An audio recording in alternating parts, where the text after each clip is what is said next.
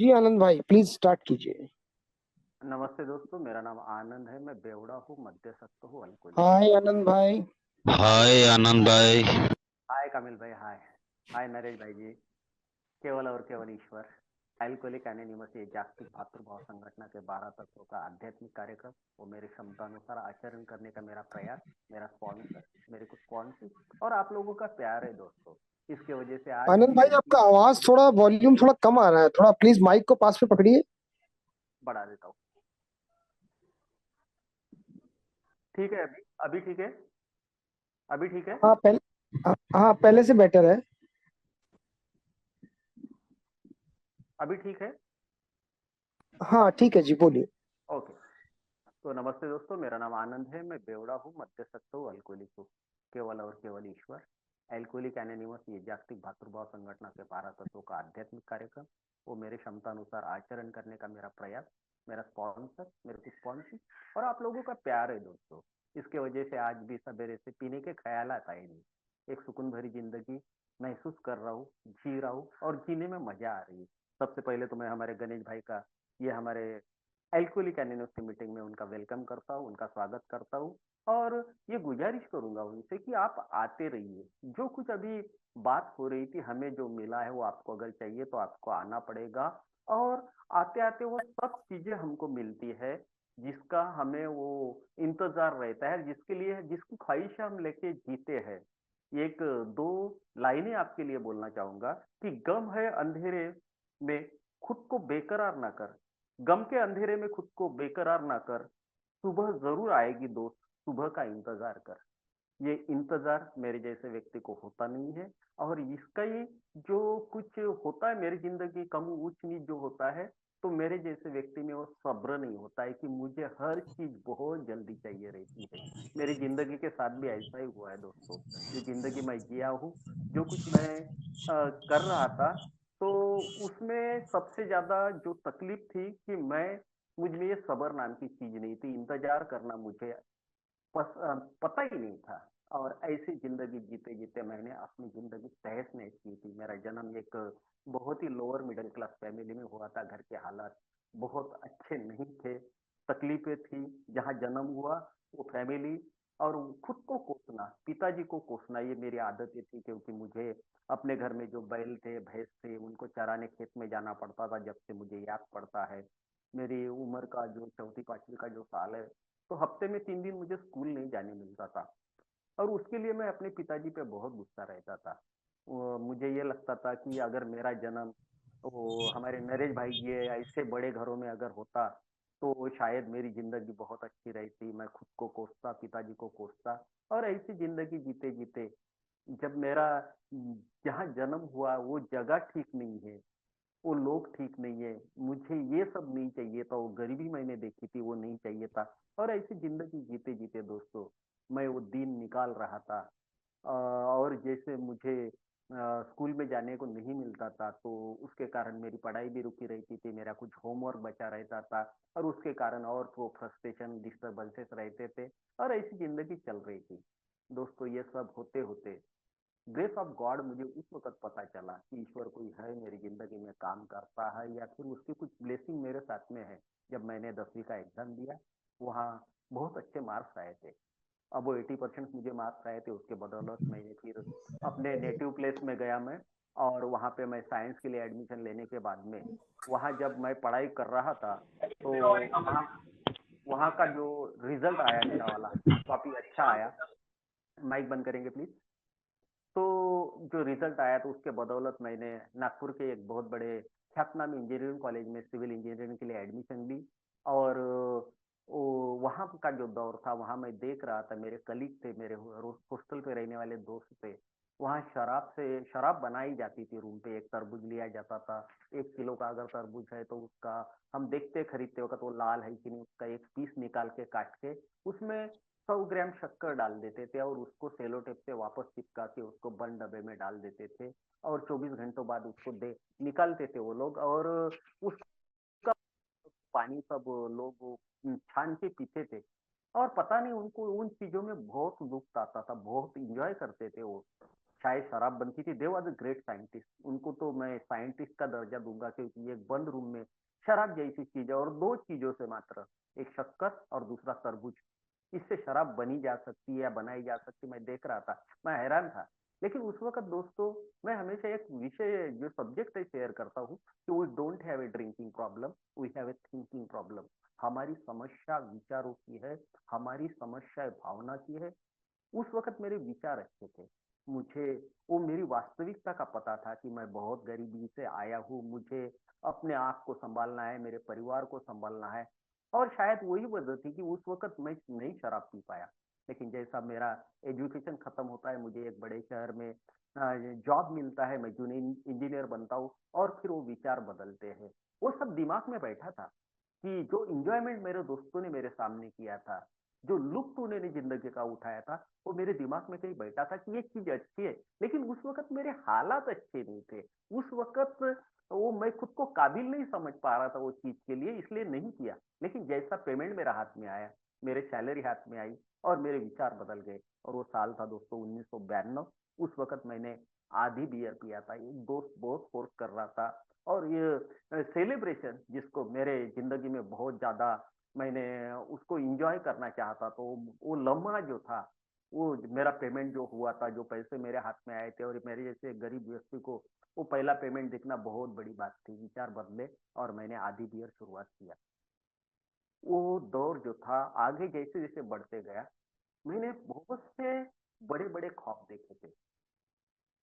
ख्वाब इतने कि जो मेरी हैसियत है उससे बड़े ख्वाब देखना मेरे जैसे बेवड़े का एक स्वभाव होता है। बिल डब्ल्यू साहब भी मेरे लिए लिखते हैं किताबों में कि मेरे जैसा जो व्यक्ति है, एक बहुत ही शराबी जो होता है, मेरे जैसा शराबी एक बहुत संवेदनशील भी होता है और अति उत्साही होता है, कि मैं जल्द से जल्द वो सब करूं जो नरेश भाई जी के पास है, जो कामिल भाई जी के पास है, जो प्रॉपर्टी इन लोगों के पास है, जो हैसियत इन लोगों की है, वैसा मुझे बनना था।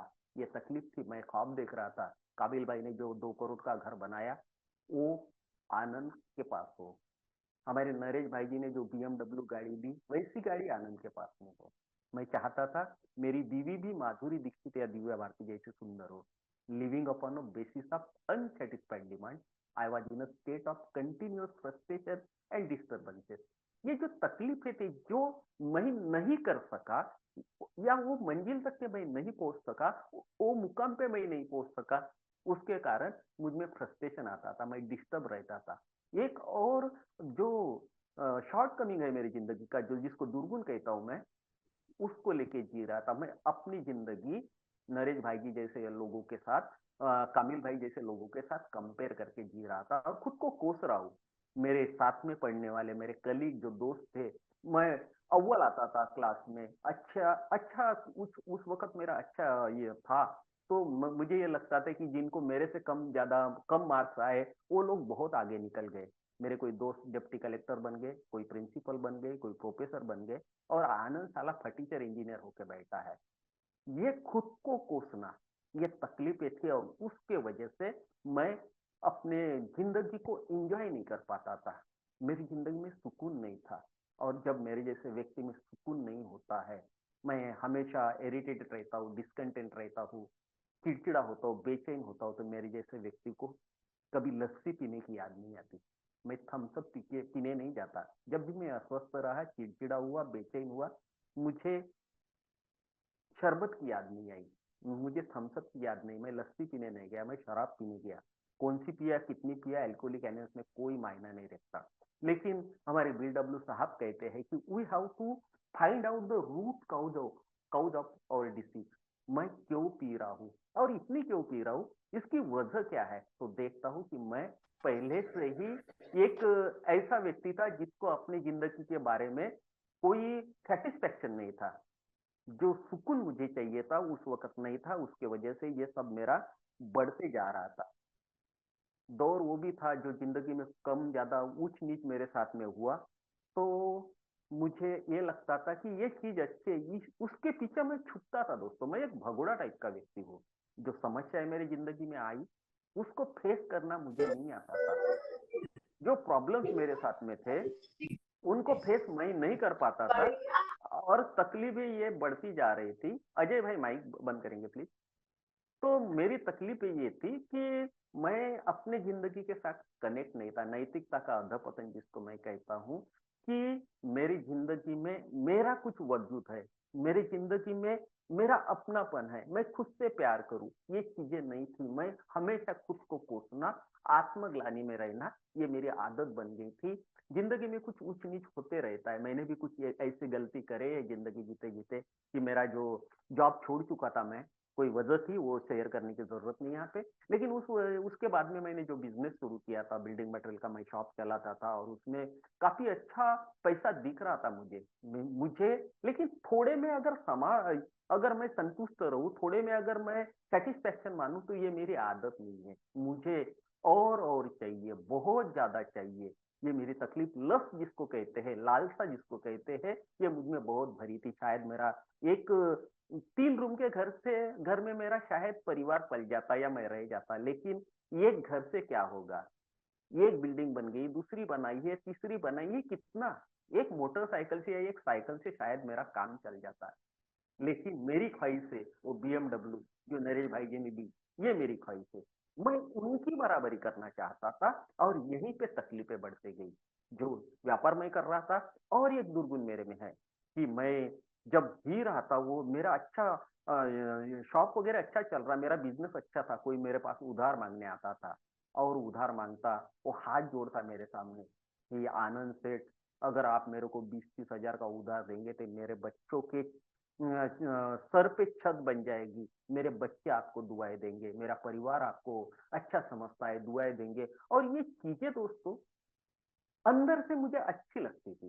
कोई मेरा तारीफ कर रहा है, कोई मेरे सामने हाथ जोड़ रहा है, कोई पैर पकड़ता है, या मुझे आनंद सेठ कहता है, आनंद साहब कहता है, आनंद भाऊ कहता है, तो ये चीज मुझे अंदरूनी खुशी देती है।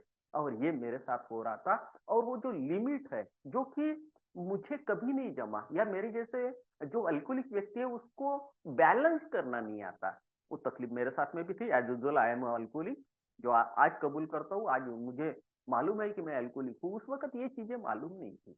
तो मैं बैलेंस नहीं कर पाया वो चीजों को। और मैंने जो उधार बांटने का जो मेरा तो तरीका था, एक बहुत बड़ी अमाउंट तक के मैंने उधार बांट दिया, और तकलीफें वहां बढ़ गई कि वो जो पैसे थे अब वापस नहीं आ रहे। फिर बैंकों के फोन आ रहे, किसी का हैंड लोन लिया है, कोई कंपनी का पैसा है, वो वापस नहीं कर पाता हूँ। तो फिर वो जिंदगी में डर समाये गए। वो डर इतने थे कि मैं सोचने लगा, अभी मेरे परिवार परिवार का क्या होगा? अगर बैंक ने मेरी जो शॉप है या फिर जो कुछ मेरा बिजनेस है उसको अगर सीज कर दिया, तो मेरे घर को सीज कर दिया, तो मेरे मैं कैसे जीऊंगा यार? लोग कितने हंसेंगे, मेरी कितनी बेइज्जती हो जाएगी, मेरा परिवार मेरे साथ में रहेगा कि नहीं, मेरी बीवी तो मेरे को छोड़ के नहीं जाएगी। इस तरह के जो डर थे, सैकड़ों प्रकार के डर लिखता है बीएमडब्ल्यू किताबों में। ऐसे डर मेरी जिंदगी में थे। मुझे ये भी लगता था अगर बीवी छोड़ के गई तो लोग क्या सोचेंगे, आने शायद वो आदमी ही नहीं था, या फिर उसमें वो काबिलियत नहीं थी कि बीवी को संभाल सके या फिर उसको कोई सेटिस्फेक्शन दे सके। इन चीजों को इस तरह से सोचता था कि मैं अस्वस्थ रहता था, चिड़चिड़ा रहता था, हमेशा जिंदगी में डर, हमेशा जिंदगी में वो दुख भरे है। जो सोचता हूँ वो कर नहीं पाता हूँ। डिसीजन लेना मेरा काम था, लेकिन उसको वर्कआउट करना, उसको पूरी तरह करना, या उसको वो काम को पूरा करना मुझे नहीं आया। और यही तकलीफें बढ़ते बढ़ते 2011 में दोस्तों मैं एक क्रॉनिक लेवल का ड्रिंकर बन गया। 1992 में बयां कर रहा था कि आधी बियर से शुरुआत की थी, और 2011 में मैं क्रॉनिक लेवल का ड्रिंकर बना। और 2011 से 2015 तक के मैंने धुआंधार बैटिंग करी। जैसे कल के मैच में हम 6 और 4 देख रहे थे, हमारे कैप्टन साहब जैसे मार रहे थे, उस तरह का मेरा पीना था। मैं थोड़े थोड़े में कोई मुझे सेटिस्फेक्शन नहीं मिलता था। कंटिन्यू पी रहा और धुआंधार पी रहा हूँ। किस लिए पी रहा हूँ समझ में नहीं आ रहा, क्यों पी रहा हूँ समझ में नहीं आ रहा, क्यों जी रहा हूँ ये भी नहीं समझ में आ रहा। पीता हूं तो भी नहीं जी पाता, नहीं पीता हूं तो भी नहीं जी पाता। इस तरह का वो जो दौर था, 4 साल मैंने धुआंधार बैटिंग करी दोस्तों। 2015 में रियलाइज होने लगा, कुछ अंदर से आवाज आ रही थी, हमारे आत्मा जो कुछ होता है वो अंदर से आवाज देती है। बहुत बार मुझे रोका गया अंदर की आवाज से कि आनंद तू कल बहुत ज्यादा पिया था, आज मत पिया। लेकिन वो अंदर की आत्मा की आवाज मार के जीना, नैतिकता का जो अधपतन था, स्पिरिचुअल बैंकर जिसको हम कहते हैं, आ- आध्यात्मिक शून्यता जिसको कहते हैं, वो उस वक्त भी वो साथ साथ चल रही थी। मैं कोई मेरी ईश्वर है, मेरी कोई आत्मा है, वो अंदर से कुछ आवाज दे रही, ये चीजों का मुझे कभी ख्याल ही नहीं आया। और मैं वो अपनी आत्मा की आवाज, अपने अंदर की आवाज दबा के उसको मार के मैं जी रहा था, और सिर्फ जी क्या रहा था, पी रहा था दोस्तों। 2015 में रियलाइज होने लगा कि अगर नहीं रुकता हूं तो कुछ अनहोनी हो सकती है। लेकिन मुझे अल्कोहलिक एनोनिमस मालूम नहीं था। उस वक्त मुझे जो कुछ सुझाया गया मेरे परिवार द्वारा, मेरे दोस्तों द्वारा, या जो कोई मेरे वेल विशर थे, उन्होंने जो भी मुझे सुझाया कि यार वो मेडिटेशन वगैरह जाके तेरे जैसे व्यक्ति को कुछ आराम हो सकता है, दिली ख्वाहिश थी शराब छोड़ने की, लेकिन कर इसलिए नहीं पा रहा था कि मुझे ये मालूम नहीं था, जो कि गणेश भाई को मालूम नहीं है, कि मैं एक बीमारी में आया हूँ। और इन चीजों को मालूम न होने के कारण मेरा क्या हो रहा था कि मैं कमिटमेंट कर रहा हूँ, तो मेडिटेशन से वापस आ रहा हूँ, 10-12 दिन वहां रहता हूँ, वो स्पिरिचुअलिटी वहां जो दिखाई जाती है या तो समझाई जाती है, खुद में कंसंट्रेट करना, अपने अंदर झांकने की प्रक्रिया में मैं वो महसूस करके वहां से कमिटमेंट करके आता था कि अभी मुझे 3 महीने नहीं पीना यार। ऐसा मैं सोच के निकलता था वहां से, मुझे 6 महीना नहीं पीना है, साल भर नहीं पीऊंगा। ये कमिटमेंट जो मेरी वाली थी, वो कभी पूरी नहीं हुई। मुझे कभी 8 दिन रुकने को जमा, कभी 3 महीना रहा, एक बार मैं 11 महीने शराब से दूर रहा। कोई नॉनवेज खाने की जरूरत नहीं पड़ रही थी, क्योंकि उस वक्त मेरे विचार अच्छे थे।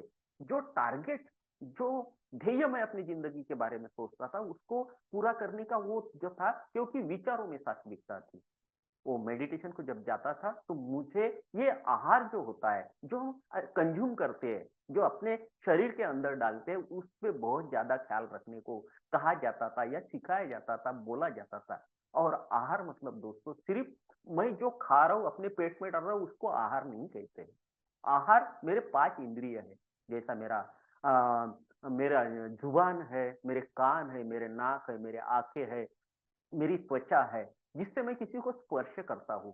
तो किसी को स्पर्श अगर करता हूँ, कोई लेडीज को मैं हाथ लगा रहा हूँ, तो उसमें मेरी भावना क्या है, मेरे अंतर आत्मा तक के क्या फीलिंग जाती। मैं कोई लेडीज को हाथ लगा रहा हूँ, कोई बहन जैसे प्यार करके या प्यार करने के लिए हाथ लगा रहा हूँ, या फिर मेरे दिल में कोई वासना है, तो मेरे अंतर आत्मा तक के क्या जाता है, ये बहुत मायना रखता है। मैं क्या सुनता हूँ, क्या बोलता हूँ, क्या देखता हूँ, उसमें क्या गंदापन है, इन चीजों को मैं देखने लगा, समझने लगा था। और उसी के कारण, वो सात्विकता के कारण कुछ दिन मैं रुका।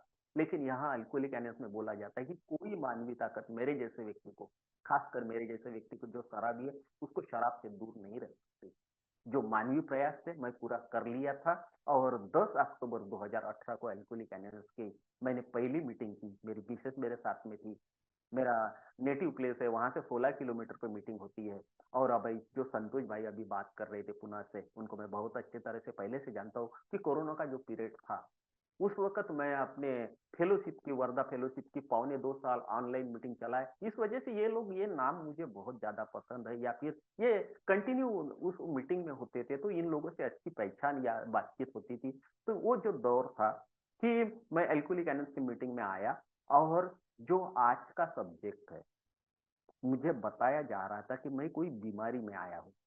मुझे ये बताया जा रहा था कि ये जो तकलीफ है या तेरी एक बीमारी के कारण है, ये मुझे बताने का प्रयास हो रहा था। लेकिन मेरे जैसा होशियार आदमी, जो खुद को होशियार समझता है, ये कभी नहीं मानता कि ये बाकी लोगों का प्रॉब्लम होगा। मैं ये देख रहा हूँ, एक्सेप्टेंस मुझे क्यों नहीं आ रहा कि मैं ऐसा देख रहा हूँ कि मेरी अभी उम्र 52 साल हो गई, 53 लगेगा। तो ये उम्र में अभी तक के मेरा कोई एक्सीडेंट नहीं हुआ, मुझे कोई दवाखाने में भर्ती नहीं होना पड़ा, मुझे कोई सलाइन नहीं लगी, मेरी आर्थिक हानि नहीं हुई ऐसा मुझे लगता था, मेरी बीवी मेरे को छोड़ के नहीं गई ऐसा मुझे लगता था, मेरा बिजनेस जो है कम ज्यादा उठा चढ़ाव रहते बिजनेस में ऐसा मुझे लगता था, और ये दौर निकल जाएगा। तो मैं ये मानने को तैयार नहीं थे कि मैं बीमारी में आया हूँ, या फिर मैं बेवड़ा हूँ, मध्यस्थ हूँ, अल्कोहलिक हूँ। मीटिंग को सिर्फ इसलिए आ रहा था दोस्तों कि मुझे आप लोगों का प्यार अच्छा लगता था। वो नरेश भाई जी मेरे कंधे पे जो हाथ रखते, मुझे समझाते, आनंद तू आते रहे, हमारा देख, हमारा अच्छा हो गया तो आपका भी होगा। इन चीजों को कामिल भाई जो समझा रहे, इन चीजों को, ये प्यार, ये अपनापन मुझे खींच लाता था आप लोगों की तरफ, और सिर्फ उसके लिए आ रहा था। मुझे ये एक्सेप्टेंस ही नहीं, मुझे स्वीकार नहीं कि मैं बेवड़ा हूँ। लेकिन जैसे जैसे आते गया, वो सुनने की जो प्रक्रिया बताते हैं कामिल भाई, कि पूरे एकाग्रता से सुनना। हमारे मराठी में एक कहावत है, कानाचे सुख करून ऐकणं। वो चीजें मैं समझने लगा, मैं सुनने लगा, और सुनते सुनते जैसे मेरे ये 3 महीने या कुछ ऐसा दौर हो रहा था, लेकिन एक्सेप्टेंस मुझ में नहीं था। मैं नहीं मान रहा था, सिर्फ आ रहा था और घर जा रहा था, शराब नहीं पी रहा था, बस इतना ही कुछ था। कमिल भाई जैसे बुजुर्ग जो ओल्ड टाइमर होते हैं, मेरे जैसे नए सिखे को बहुत अच्छे तरह से पहचानते हैं, उस उन्होंने देख लिया कि मेरी समस्या क्या है, मैं क्यों नहीं समझ पा रहा हूँ इन चीजों को। तो कामिल भाई जैसे व्यक्ति ने बोला कि आनंद तू साला पढ़ा लिखा दिखता है, ये हमारा लिटरेचर क्यों नहीं पढ़ता, ये किताबें देख तो जरा। और वो जो नीले कलर का किताब था जिसपे अल्कोहलिक एनोनिमस लिखा था, और उसका पहला जो सेंटेंस था, the story of how thousands of mens and womens recovered from the alcoholism, वो चीज ने, वो जो सेंटेंस लिखा गया वहां पे, उसने मेरी जिंदगी में कुछ आस जगाई कि साला इसको पढ़ के तो देखते हैं क्या बोल रहे, कि हजारों स्त्री और पुरुषों की कथा जो अल्कोहलिज्म नाम की बीमारी से दूर हुए हैं, वो किस तरह से दूर हुए हैं, क्या उन्होंने प्रयास किए हैं, इसकी ये स्टोरी या कथा है। मैं कथा पढ़ने लगा, और कथा पढ़ते पढ़ते मैं मराठी बिग बुक पेज क्रमांक 39 और हिंदी और इंग्लिश 44 पे मैं पहुंच गया। और वहां हमारे बिलडब्ल्यू साहब लिखते हैं कि पूरी ईमानदारी से चाहते हुए भी अगर मैं शराब से दूर नहीं रह सकता, ये बात मैं गणेश भाई के लिए और दोहराऊंगा, क्योंकि मेरे जैसे न्यू कमर के लिए ये समस्या रहती। मैं वो 20 क्वेश्चन देखने को मेरे को फुर्सत नहीं थी, जो हमारे वर्ल्ड साइकेट्रिक एसोसिएशन ने जो हमारे सामने 20 सवाल रखे हैं, वो देखने की मुझे फुर्सत नहीं रहती।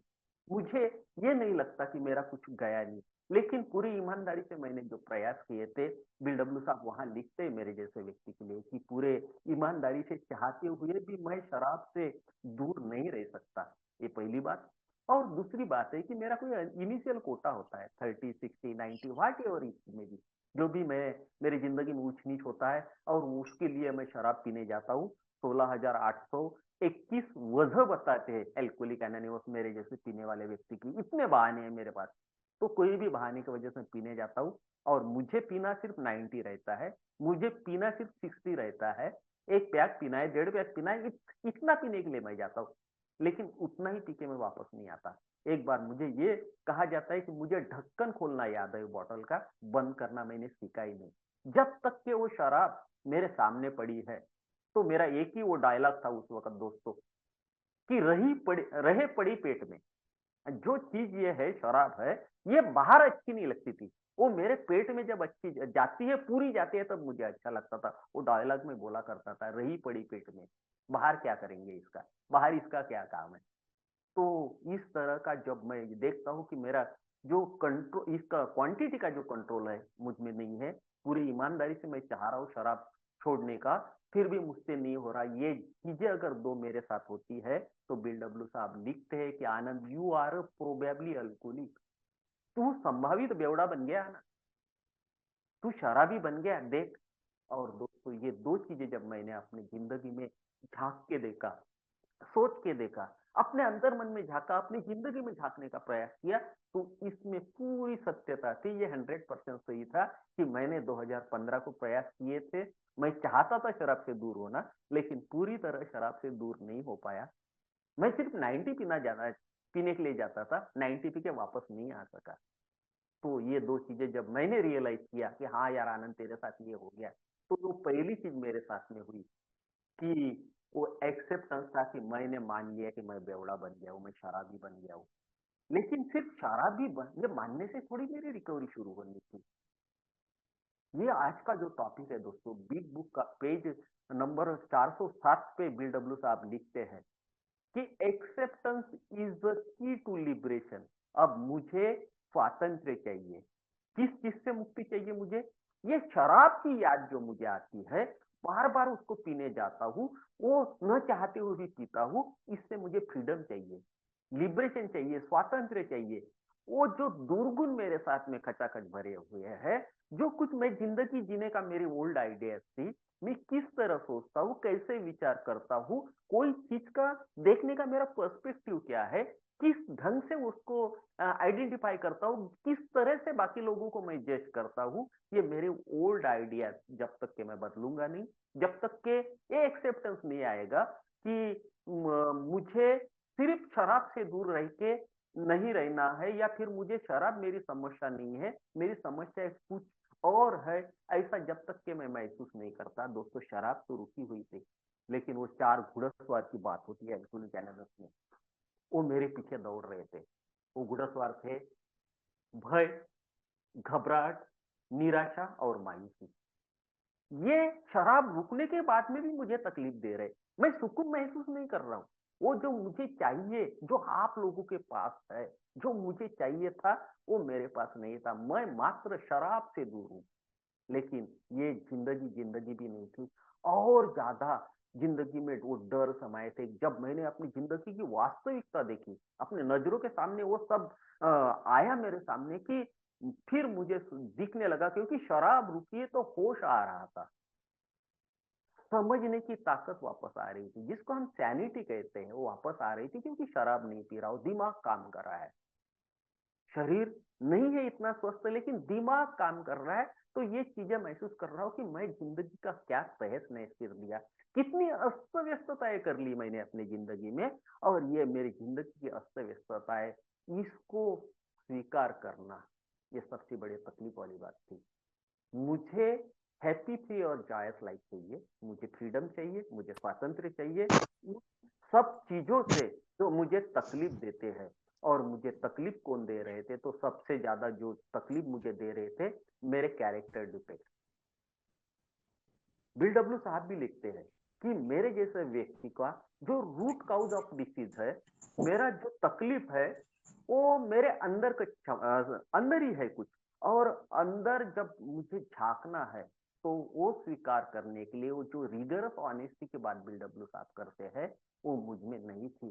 कि मैं अपने अंदर क्यों झांकू यार, लोगों ने मुझे तकलीफ दी है, लोगों ने मुझे 26,11,323 रुपए का चूना लगाया है, उन्होंने मेरे पैसे नहीं दिए हैं, मेरा परिवार मेरी नहीं मानता, मेरे परिवार मेरे को नहीं समझता, ये लोग खराब है, मैं सही हूँ, ये मुझे लगता था। और ये सब ऐसी जिंदगी जीते जीते मुझे अपनी ये अस्त व्यस्त है जो मैंने जिंदगी में की थी, ये मुझे कबूल नहीं थी, उसके लिए तकलीफ हो रही थी, लेकिन इसको स्वीकार करना मुझे जरूरी था। मनु भाई, माइक बंद करेंगे प्लीज। तो ये मेरी तकलीफ थी कि मैं ये समझ नहीं पा रहा था कि ये अस्त व्यस्तता मैंने खुद की है, और उसका जिम्मेवार मैं हूँ। ये जिम्मेवारी का स्वीकार करना कि जो जिंदगी मैंने तहस नहस अपने हाथ से की, उसके लिए कोई जिम्मेदार नहीं है, ना कोई मेरा परिवार, ना वो लोग जिन्होंने मुझे चुना लगाया था, जिन्होंने मुझे टोपी पहनाई थी, ना वो जो संस्थाएं थे, जो विचार थी, जैसे कुछ वो कंडीशन मेरे सामने थे, जो परिस्थितियां मेरी जिंदगी में आए थे, वो जिम्मेदार नहीं था। जो इनर स्पिरिचुअल मेलोडी मेरे में थी, जो आध्यात्मिक शून्यता मेरी जिंदगी में आई थी, क्योंकि मैं खुश ही नहीं रह पाता था। जो सब होने के बाद में भी मैं वो सुकून महसूस नहीं करता हूँ, खुशी महसूस नहीं करता हूँ, हर वक्त खुद को कोसता हूँ, खुद के काम में नहीं आता हूँ। और मेरे जैसा व्यक्ति जो खुद के काम में नहीं आएगा, तो दूसरी की क्या मदद करेगा? क्या परिवार को मैंने संभाला होगा? क्या तकलीफें उनको दी होगी? कितने कितनी तकलीफें उन्होंने झेली होंगी मेरे वजह से? क्या भावनाओं का मेरा वो बवंडर छूटता होगा? क्या मैं करता होगा? और ये सब जिंदगी, गिरीश भाई माइक बंद करेंगे प्लीज।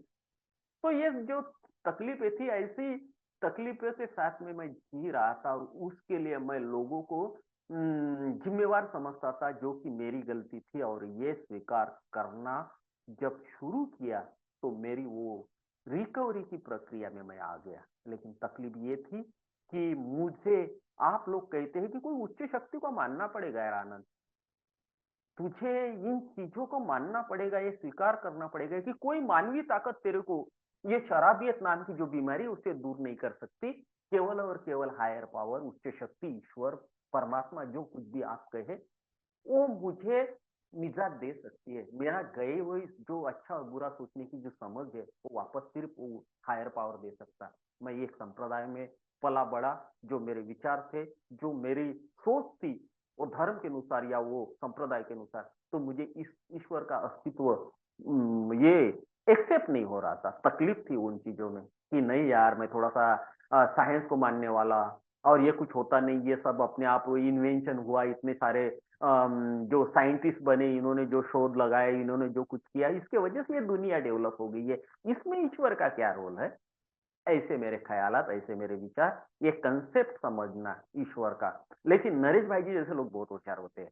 वो मेरी जानते हैं, मेरी औकात कहाँ तक है, मैं कितना सोचता हूँ ये जानते हैं ये लोग। इन्होंने कहा, "आनंद तेरे को हायर पावर पसंद नहीं है, ठीक है। तेरे माँ-बाप तो यार तेरे से बड़े हैं, कि उनके पहले तू पैदा हुआ। नहीं, नहीं मेरे माँ-बाप पहले पैदा हुए उसके वजह से मेरा जन्म हुआ, तो वो मेरे से बड़े हैं।" ये लोग समझाते हैं मुझे। कामिल भाई समझाते हैं, कोई तेरा चाचा-वाचा, मामा-वामा कुछ है, वो तेरे से बड़े हैं कि नहीं? तेरे जिनके सहारे तू पढ़ा, कुछ बना, तो वो लोग तेरे से बड़े नहीं थे, वो ज्ञानी नहीं थे? हाँ, थे। फिर वो तेरे से बड़े नहीं हुए? ये एल्कोहलिक एनोनिमस का गॉड, गुड ऑर्डरली डायरेक्शन। मतलब कोई कोई भी व्यक्ति जो मुझे सत्संग सिखाए, मुझे सही मार्ग बताए, जीने का ढंग सिखाए, शराबियत प्रॉब्लम है वो अलग चीज़ है, लेकिन मुझे क्या है कि मुझे मेरे ज़िंदगी में ये तौर तरीके से जो मैं जी रहा था, उसके लिए ये कंसेप्ट बन जाए, कोई गुड ऑर्डरली डायरेक्शन मेरे ज़िंदगी में आ जाए। और ये लोग बहुत होशियार होते हैं, मेरे पहले जो आए हैं सब लोग, इन्होंने मुझे वो ट्रैक दिया कि गुड ऑर्डरली डायरेक्शन समझ ले यार, कहाँ गॉड लेके बैठा है? मैं तेरे को मीनिंग बता रहा हूँ ना गॉड का क्या है। और ये एक्सेप्ट जब किया कि हाँ यार, मेरे माँ-बाप तो मेरे से बड़े हैं, मेरे मामा बड़े हैं, ये नरेश भाई जी मेरे पहले आए हैं, बहुत साल 25-30 साल हो गए इनको, ये मेरे से बड़े हैं, मेरे से ज़्यादा तजुर्बा है, कामिल भाई को बहुत सारे दिन हो गए, बहुत सारे साल हो गए, ये बड़े हैं। ये कंसेप्ट मैंने स्वीकार किया और वहाँ से चेंज आना शुरू हुआ। फिर मुझे कहा जा रहा था कि आनंद तू अपनी ज़िंदगी में झाँक के देख, तूने अपनी मनमानी करके, अपने तरह से ज़िंदगी जी के तहस-नहस किया, ऐसा तुझे नहीं लगता है? हाँ दोस्तों, जब तक कि मेरी ज़िंदगी मेरे माँ-बापों के हाथ में थी, मैं किसी की सुनता था, किसी की मानता था, तब तक कि ये अस्त-व्यस्तता, ये शराबियत मेरी नहीं बढ़ी थी। कंट्रोल ड्रिंकिंग मुझे आता था। लेकिन जब से ये ज़िंदगी की बागडोर मैंने अपने हाथ में ली, मेरी तकलीफ़ें बढ़ती गई और मुझे यह कहा जा रहा था, "अभी आनंद देख यार, तुझे अपनी ज़िंदगी अपने मन के माफ़िक नहीं चलानी है। अपनी इच्छाओं से नहीं चलानी है यार, नहीं चला पाएगा। वो तेरे पास वो शक्ति नहीं है, वो ताकत नहीं है। बीडब्ल्यू भी लिखते हैं कि lack of power is our dilemma. शक्तीचा अभाव हाच आमच्यासाठी यक्ष प्रश्न आहे. ये ताकत मेरे पास नहीं है। जो चीज़ें मेरी ज़िंदगी के साथ में होती है, उसको प्रोटेक्ट करने की, उसको सँभालने की, उससे निजात पाने की ताकत मुझ में नहीं है। शराब तो बहुत ताकतवर है, लेकिन ये छोटी-छोटी चीज़ें जो है, उसको भी मैं कंट्रोल नहीं कर सकता। उस उसमें से निजात पाना, उससे बाहर निकलना मुझे नहीं जमता। तो ये lack of power is my dilemma. ये शक्ति नहीं है मेरे पास। तो मुझे अब कोई ऐसी हायर कंसेप्ट का आया, ईश्वर का कंसेप्ट समझ में आया, लेकिन ये सबसे तकलीफ वाला काम था कि मेरी इच्छाएँ और मेरा जीवन उस तरह वो ईश्वर के तरफ, वो गॉड की तरफ मोड़ने का प्रयास करूँ, तो ये तकलीफ वाला काम था। लेकिन दोस्तों, मरता क्या ना करता, ये मेरी हालत थी। मुझे सुकून चाहिए था, जो कामिल भाई के पास है, जो नरेश भाई जी के पास है। ये सुकून मुझे चाहिए था। और बीडब्ल्यू लिखते हैं कि जो प्रयास तूने आनंद शराब पीने के लिए किए हैं, उससे आधे प्रयास भी ये प्रोग्राम अगर प्रैक्टिस करने को करेगा, तो तू वहाँ पहुँच जाएगा, जिस जिसका तूने ख्वाब में कभी सोचा नहीं होगा। वो प्रयास मैंने शुरू किए, अपनी मनमानी रोक के वो प्रैक्टिस शुरू कर दिया। जो क्षेत्र में मैं काम करता हूँ, तो मेरा जो कोई सीनियर है, जो कोई मेरे से बड़ा है, उसकी बात प्रयास करिए। 3 महीने प्रैक्टिस करके देखा कि चलो मेरा जो प्रॉब्लम है या जो कुछ है मेरी ज़िंदगी में, तो मैं उन लोगों का मानूँ। 3 महीना मैंने ये प्रैक्टिस किया है कि मेरा जो क्षेत्र है, उसमें मेरे बुजुर्ग का या जो मेरे बड़े हैं, उनकी मानना शुरू किया। मेरा परिवार में मेरी बीवी की जो बोले, मेरे बच्चे बोले वैसा ही करने का। एल्कोहलिक एनोनिमस में नरेश भाई जी जैसे ओल्ड टाइमर का हाथ पकड़ा हूँ, तो वो जैसे बोल रहे हैं वैसा ही कर रहा हूँ। तो यहाँ पे मुझे ये समझ में आ रहा कि इसके फायदे मुझे दिख रहे हैं। मेरी ज़िंदगी में बदलाव देख रहा हूँ और वो स्वीकार करना पड़ा। दत्ता वो माइक बंद करेंगे प्लीज़। तो ये मुझे तकलीफ जो थी कि मैं अपनी इच्छाओं से जो ज़िंदगी जी रहा था, जो तकलीफ मुझ में आई थी वो अपनी इच्छाओं को रेटने की वजह से आई विल रन राइट वाला जो मेरा स्वभाव है, उसके कारण आई थी। तो मुझे ये जब मैंने 3-4 महीना इसको प्रैक्टिस करना शुरू कर दिया कि परिवार में बीवी की सुन रहा हूँ, बच्चों की सुन रहा हूँ, मेरा कार्य क्षेत्र में बड़े व्यक्ति की सुन रहा हूँ और एल्कोहलिक एनोनिमस में कामिल भाई की सुन रहा हूँ। तो इससे ये फ़ायदा ऐसा हुआ कि मेरी ज़िंदगी में तब्दीली दिखने लगी, बदलाव दिखने लगे और कुछ अच्छा-अच्छा महसूस कर रहा हूँ। तो दोस्तों ये स्वीकार करना पड़ा कि जब मैं अपनी इच्छा और जीवन ईश्वर की तरफ मोड़ता हूँ, ये डिसीज़न लेता हूँ, तो ज़िंदगी में कुछ खुशहाली आती है और प्रैक्टिस करने लगा। लेकिन सबसे बड़ी तकलीफ वाली काम ये था कि वो जो चीज़ नरेश भाई जी जैसे लोग बताते हैं, हमारे हेनरी फोर्ड है, जो अमेरिका के बहुत बड़े बिज़नेस है, एक टिप्पणी की है उन्होंने कि अपने गलतियों का सामना करके, उसे ठीक करके, उसका उपयोग एक पूंजी की तरह करते रहना चाहिए। अब मैंने जो ज़िंदगी में जो कमियाँ थी, जो कुछ गलतियाँ की थी, अब उसका सामना ही मुझे ही करना है। कौन करेगा? मैंने जो अस्त-व्यस्तताएँ मेरी ज़िंदगी में पैदा की है, उसको दूसरे लोग थोड़ी सँवारेंगे, वो तो सँवारना मेरी ज़िम्मेवारी है। और उन गलतियों से मैंने क्या सीखा है और उसका उपयोग अभी मेरे प्रोग्रेस के लिए करूँ। प्रोग्रेस के लिए कैसे करता हूँ? ताकि वो गलतियाँ मैं अभी ना करूँ, बार-बार ना करूँ। एक बार गलती हो सकती है, उसको माफ़ भी किया जा सकता। लेकिन एक गलती मैं हर बार करता हूँ तो मुझे कोई माफ़ नहीं करेगा, ये महसूस होने लगा। और वो चीज़ें जो थी कि बिल डब्ल्यू साहब भी एक लिखते हैं मुझे स्पिरिचुअल एक्सपीरियंस के बारे में हमारे डॉक्टर कार्ल जंग लिखते हैं कि कोई आध्यात्मिक जागृति मेरे जैसे व्यक्ति में बदलाव ला सकती है। दोस्तों तो आध्यात्मिक जागृति ये थी, कुछ दिनों के बाद में मुझे ये महसूस होने लगा कि ये जो शराब है आनंद, बाकी लोगों के लिए अमृत हो सकती है, लेकिन तेरे लिए ज़हर है और ये पिएगा तो मरेगा ही मरेगा। और वो मैंने वो करना शुरू कर दिया, जो कि मैं करने की इच्छा नहीं थी। मेरा खुद का ऑपरेशन खुद के हाथों से। Cool examination of damages occurred during the life and sincere effort to look after them with a approved perspective लिखता है बिल। मेरे मन माफिक नहीं चलेगा मेरा मेरा जो लेखा जोखा रहेगा, जो कुछ मैंने देखना है अपनी जिंदगी में झांकना है, तो मेरे हिसाब से नहीं चलेगा। तो मुझे उस तरह से करना है कि जैसा बाकी लोग कहते हैं। मुझे एक धार्मिक संत जो एक बात कहते हैं कि अगर पाना है असल सुकून तो अगर पाना है असल सुकून तो अपने ही गहराई में जाना। बेशकीमती खजाने कभी किनारों पर नहीं मिलते। ये बात बहुत अच्छी कही है कि मुझे जो सुकून चाहिए, जो बेशकीमती खजाने आप लोगों के पास है, वो मैं किनारों पे ढूँढूँगा तो नहीं मिलेगा। मुझे वो समंदर के गहराई में उतरना पड़ेगा, जहाँ वो खजाना छुपा हुआ है और वो गहराई थी मेरे अंदर। मैं भगवान को ढूँढने की कोशिश कर रहा हूँ, भगवान को जानने की कोशिश कर रहा हूँ और मंदिर मस्जिद जाके मुझे भगवान नहीं मिलने थे, तो नरेश भाई जी जैसे लोग समझाते हैं कि भगवान ये वो सब तेरे अंदर है यार, वो ताकत को बड़ा वहाँ पहचान। और वो जब फुल एग्ज़ामिनेशन ऑफ डैमेजेस करता हूँ आफ्टर ड्यूरिंग द लाइफ और उसके साथ में मुझे मेरी वास्तविकता दिखती है कि आनंद समस्या तेरी तेरे दुर्गुण थे। और जब तक कि इससे मैं बाहर ना निकलूं, इससे निजात ना पाऊं, उसको कम ना करूं, उसको कंट्रोल ना करूं, उस पे कोई अंकुश ना लगाऊं, तो मुझे वो लिबरेशन की बात जो बीडब्ल्यू पेज नंबर 407 पे करते हैं वो नहीं मिलेगी। शराब तेरी समस्या है, शुरुआत दौर में रहेगी, लेकिन तुझे क्या चाहिए? ये चार घोड़े जो तेरे पीछे दौड़ रहे हैं, जिसका नाम भय है, घबराहट है, निराशा है और मायूसी है, तो इससे अगर निजात पानी है तो दोस्त तुझे वो सब करना पड़ेगा और वो जो कैरेक्टर डिफेक्ट तेरे है उससे परे हटने का प्रयास करना करना पड़ेगा। और उसके लिए सबसे ज्यादा जो जरूरत है मेरे जैसे बेवड़े को, वो है विलिंगनेस। वो इच्छा शक्ति मुझ में नहीं रहती, लेकिन ये भी महसूस कर रहा था, समझ रहा था कि इन दुर्गुणों के साथ रहा तो जो सुकून आपकी जिंदगी में है वो मुझे नहीं मिलेगा। तो मैंने थोड़ा-सा काम करना शुरू कर दिया।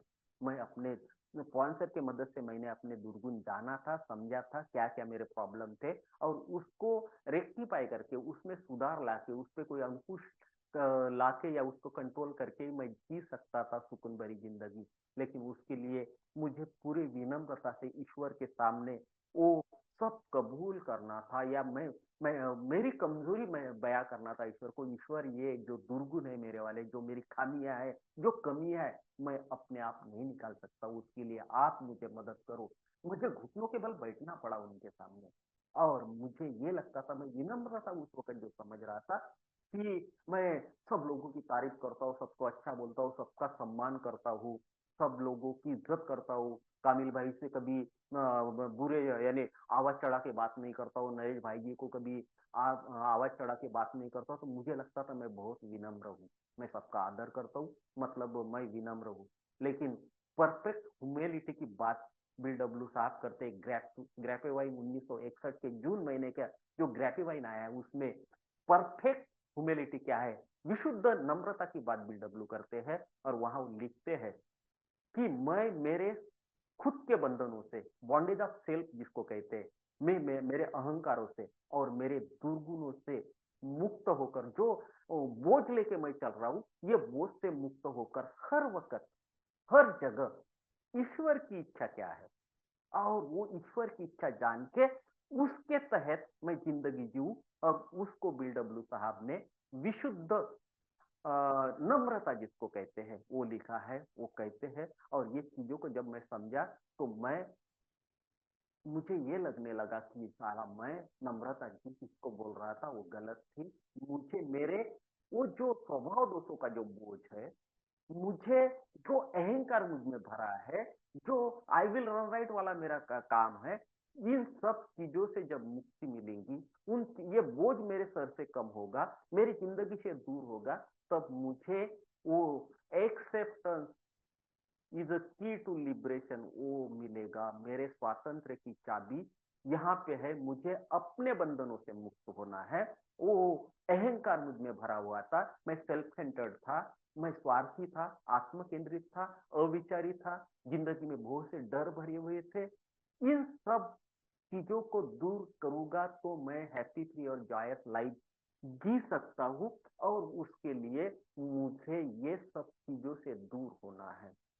एक दिन की प्रक्रिया तो नहीं है दोस्तों, टाइम लगेगा। आज भी पूरे दुर्गुणों से मुक्त हूँ ये नहीं कह सकता हूँ, लेकिन ये जो स्टेप 1 से 9 तक के जो मैंने काम किया अपने स्पॉन्सर के साथ में बैठ के, तो ये मेरा भूतकाल था, जिसको हम पास्ट कहते हैं। और जब तक कि मैं अपना पास्ट साफ नहीं करूंगा, मैं फ्यूचर में नहीं जी सकता। स्टेप नंबर 10 to 12 हमारा वो मेंटेनेंस स्टेप है, जिसको मैं फ्यूचर में प्रेजेंट में जीता हूँ। हर वक्त मुझे ये स्वीकार करते रहना पड़ता है, हर वक्त मुझे ये देखना पड़ता है। दोस्तों, मैंने क्षमा करने का जो गुण है एल्कोहलिक एनोनिमस से लिया, अगर वो 26 लाख का जो फटका मैं खा के आज भी वो लोग मेरे सामने से जाते हैं, गुजरते हैं, वो चीज को दिमाग में लेके बैठूं, इन लोगों ने मेरे को इतना बनाया, इतना इसने टोपी दिया, ये चीजों अगर दिमाग में रहेगी तो सुकून से सो नहीं पाऊंगा।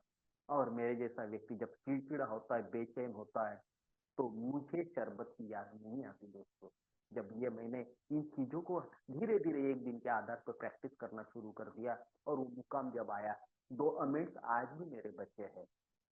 उसके लिए मैं वो टाइम जो है वो ले रहा हूँ, क्योंकि मेरी जो हालत है आज कुछ अच्छी नहीं है। हालत मतलब फाइनेंशियली जो कुछ है वो बहुत अच्छी नहीं है। मेरे दोनों बच्चे, ये विद इन सोब्राइटी 5 साल की जो मेरी सोब्राइटी हुई है, उसमें मैं दोनों बच्चों को एक फॉरेन में भेज के उनसे अच्छा एजुकेशन उनको दे सका। तो इसके कारण जो कुछ मेरी कमजोरी ये थी, तकलीफें थी फाइनेंस के मैटर में, वो अभी भी है। और जो कुछ मुझे कुछ लोगों को वापस करना है, उसके लिए मुझे फ्रीडम मिलता है कि आनंद तू करना है तुझे, ये नहीं करेगा तो सुकून नहीं रहेगा। आज भी वो चीजें अंदर के अंदर खाई जाती है कि नहीं यार, मुझे वो नरेश भाई जी के पैसे देने हैं, मुझे वो कामिल भाई जी के पैसे देने हैं। इन चीजों को जब मैं महसूस करता हूँ अंदर से, तो सुकून थोड़ा हटता है। लेकिन मैं पूरा ईमानदार हूँ उन चीजों के लिए कि वो दोनों चीजें जो मुझे करनी है मैं करूंगा। जैसे जैसे हालात थोड़े से और अच्छे होते जाएंगे, वो चीज जो मुझे करना है, तो ये फ्रीडम भी मुझे अल्कोहलिक एनर्जी ने दिया है। तो जब मैं पूरे दृढ़ता पूर्वक अपनी जिंदगी को हर रोज देखता हूँ, जो मैं काम कर रहा हूँ, जो मैं जी रहा हूँ, जो मैं डिसीजन ले रहा हूँ, उसमें मेरा कहीं स्वार्थ है क्या? उसमें मेरे कोई आत्म केंद्रितता है क्या? उसमें मेरे जिंदगी कोई डर भरी हुई है क्या? उसमें जो मैं विचार कर रहा हूँ वो कुछ ऐसे इससे स्वार्थ से भरा तो नहीं है। उसमें कोई ईश्वर की इच्छा दिखती है या फिर अपनी मनमानी करने का कोशिश कर रहा हूँ। तो ये प्रेजर्वेंस जिसको कहते हैं हम, दृढ़ता, ये जो गुण जो है, वर्च्यू ऑफ लाइफ कहता हूँ मैं इन चीजों को। जैसे कि ये स्वीकार है, जैसे कि मेरे शरणागति है, जैसे कि ये मैं श्रद्धा है, जैसे कि ये विश्वास है, जैसे कि प्रामाणिकता है, जैसे कि मैं ये कहूंगा कि ये धैर्य है, जैसे कि मैं कहूंगा इच्छा शक्ति है, जैसे कि मैं कहूंगा नम्रता है, जैसे कि मैं कहूंगा क्षमा है, जैसे कि मैं कहूंगा स्वातंत्र्य है, और फिर दृढ़ता। इन चीजों को मैं अपनी जिंदगी का मूल्य समझता हूँ। इन चीजों ने मुझे बेहतर जिंदगी दी है।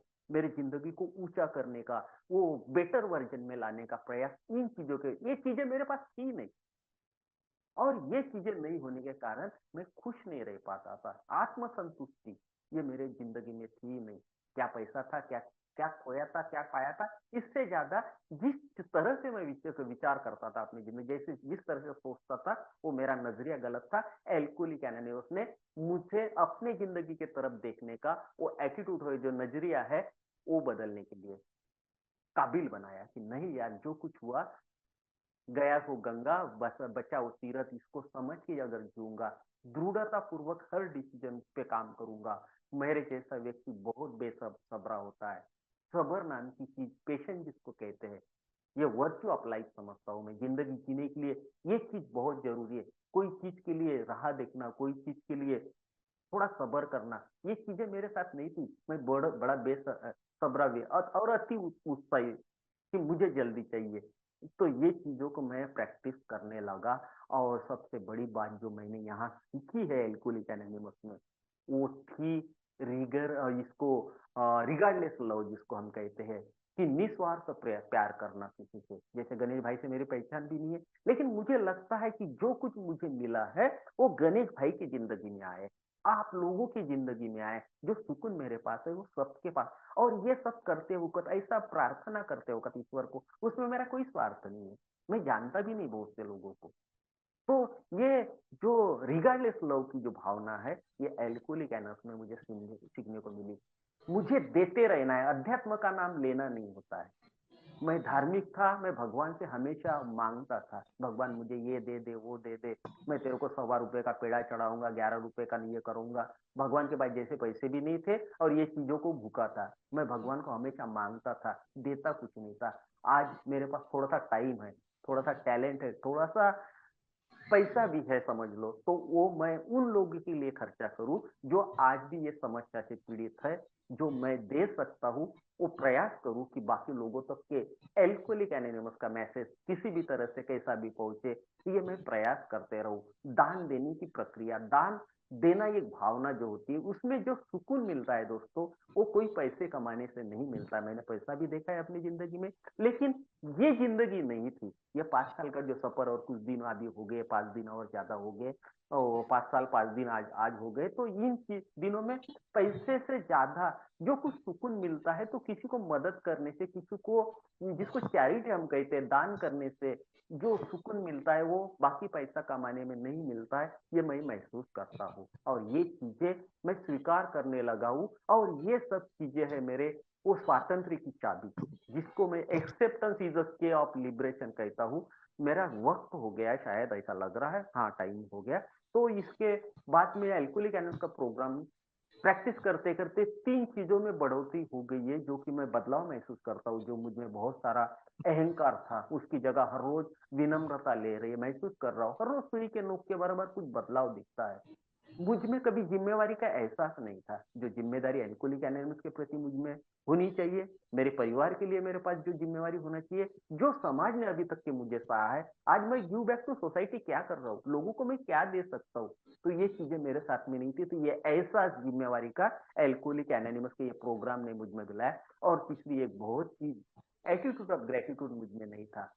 नाशुक्रा टाइप का व्यक्ति था। किसी के कृतज्ञता मानना, किसी को उपकार मानना मेरे जिंदगी में कभी नहीं था। एल्कोहलिक एनोनिमस में आया, जब से ये बर्थडे मना रहा हूँ, जब से टोकन लेता हूँ, जो लोगों ने मेरे लिए कुछ काम किया, उनके एहसान दिखते हैं यार। अब मैं नरेश भाई जी ने मेरे लिए इतना सब काम किया तो मैं नरेश भाई जी की तारीफ करती रहूं, ये मेरा ग्रेटिट्यूड नहीं है। मैं उन लोगों के पास पहुंचूं जिनको मेरी जरूरत है, और वो मेरा सही ग्रेटिट्यूड है कामिल भाई और नरेश भाई जी के लिए, तो वो मुझे करना है। मुझे नरेश भाई जी की और कामिल भाई जी की तारीफ करते नहीं रहना है, ये अच्छे लोग हैं, लेकिन भगवान भी इन्होंने नहीं बनाना है। इनको भगवान न बनाते हो, इनको भगवान का दर्जा देके मुझे उन लोगों तक के, जो गणेश भाई जैसे लोग हैं, वहां तक के पहुंचना, और वो प्रयास करते रहता हूँ। इसलिए आज बहुत ही खुश हूँ, हैप्पी फ्री और जॉयस लाइफ जी रहा हूँ। जो खुशी महसूस करता हूँ, वो शराब की जो मेरे एक दिमाग पे जो कंट्रोल था वो छूट गया है। मैं अभी खुद को पूरी तरह से उससे निजात पाया है, महसूस करता हूँ कि मैं पूरा फ्रीडम मिला है मुझे उस शराब नाम के जो चीज थी मेरी जिंदगी में, उससे फ्रीडम मिला है, जिंदगी में खुशहाली है। मेरे दोषों को हर रोज दूर करने का प्रयास करता हूँ, तो मुझे सुकून मिलता है, और वही शायद मेरी जिंदगी है, और ये जिंदगी जीना मुझे बहुत पसंद है। इसलिए हमेशा आप लोगों के साथ में जुड़ा रहता हूँ। आप लोगों के विचारों में मुझे मेरे